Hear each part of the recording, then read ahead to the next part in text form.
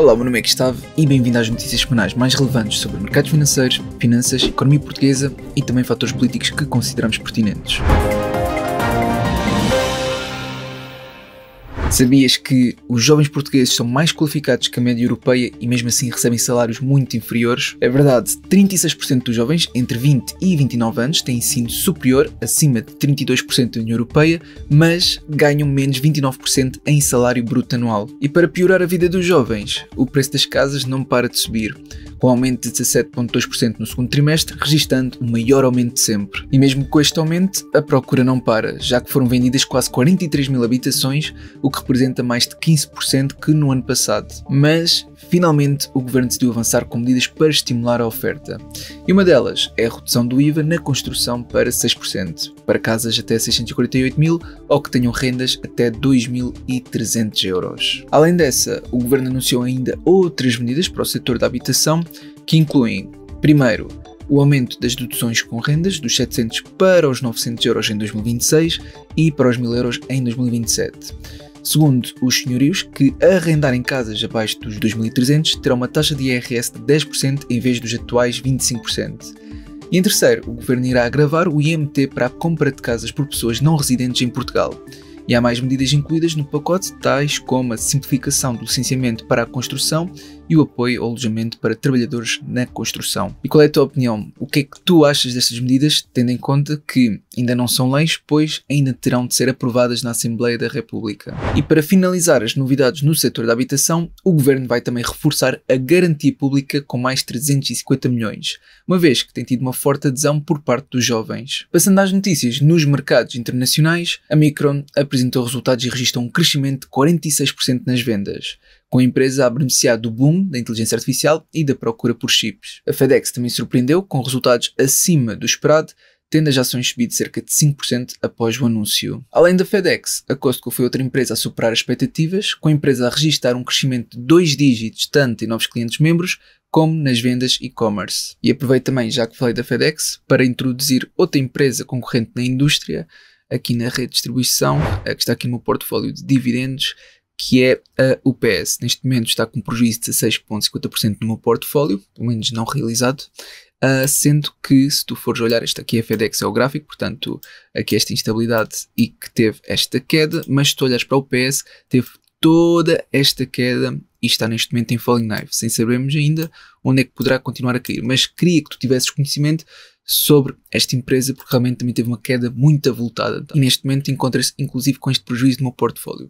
Isto só para o teu conhecimento, pois pode ser bom colocar na watchlist. Quanto a outros destaques nas empresas, a Nvidia quer investir até 100 mil milhões de dólares na OpenAI, uma nova parceria estratégica, o que, para teres uma noção, representa cerca de 30% do PIB anual português. Já a Porsche teve uma queda de 7% depois da empresa anunciar uma redução da previsão dos seus lucros, devido a uma procura mais baixa e também devido às tarifas dos Estados Unidos. Além disso, a empresa anunciou que irá reduzir o seu investimento em carros elétricos e voltar a focar-se em carros em combustão e híbridos. Infelizmente, a Starbucks também está com dificuldades, com a empresa a anunciar o fecho de centenas de lojas e o despedimento de 900 funcionários. Passando ao campo da geopolítica, a NATO está a reforçar a sua presença no flanco leste e a enviar mais tropas e equipamentos para os países que fazem fronteira com a Rússia.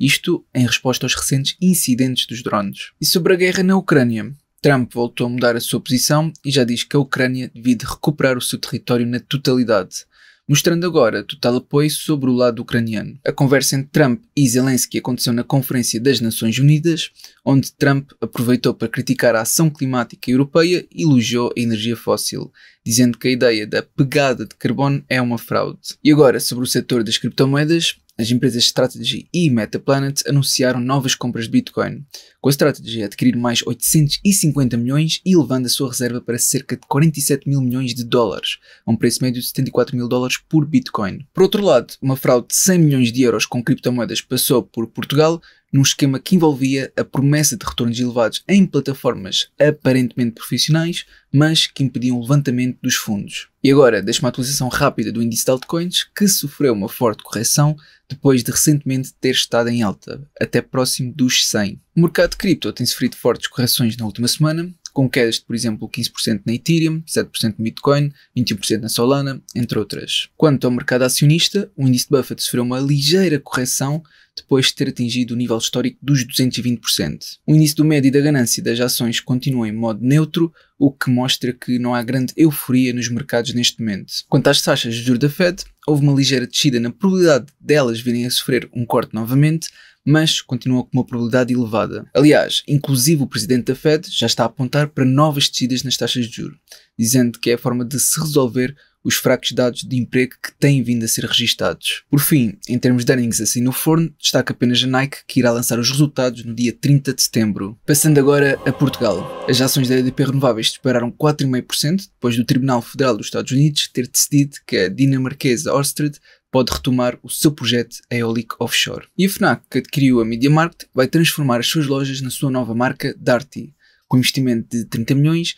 e que vai criar 500 empregos. No que toca à nossa economia, o Estado português teve um excedente orçamental de 1,9% no segundo trimestre, o que é algo positivo, apesar de estar inferior aos 2,5% registados no ano passado. E o Orçamento de Estado de 2026 está agendado para ser debatido nos dias 26 e 27 de outubro, com votação final a 27 de novembro. E agora, sobre algumas estatísticas recentes interessantes, mas não muito positivas, o endividamento das famílias portuguesas subiu 7,3% num ano, o que representa o maior aumento em 15 anos. Por outro lado, Portugal é um dos países da União Europeia onde o custo de despedimento para as empresas é maior. É claro que isto é algo positivo em termos de segurança para os trabalhadores, mas, por outro lado, também pode prejudicar a capacidade das empresas de se adaptarem rapidamente a dificuldades. Além disso, Portugal está entre os países da União Europeia onde se formam menos professores, com apenas 40 diplomados por cada 100 mil habitantes. Por fim, Portugal caiu 2 lugares no ranking europeu de atração de investimento estrangeiro em 2024, o que não é assim tão mau se reduzir também o investimento estrangeiro na habitação.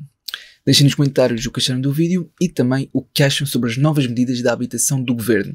Acham que será suficiente para aliviar o mercado e impedir que os preços continuem a escalar de forma insustentável? Fica aqui a tua opinião. Portanto, espero que o vídeo tenha sido útil. Se for, não esqueças de colocar um gosto para apoiar e até uma próxima.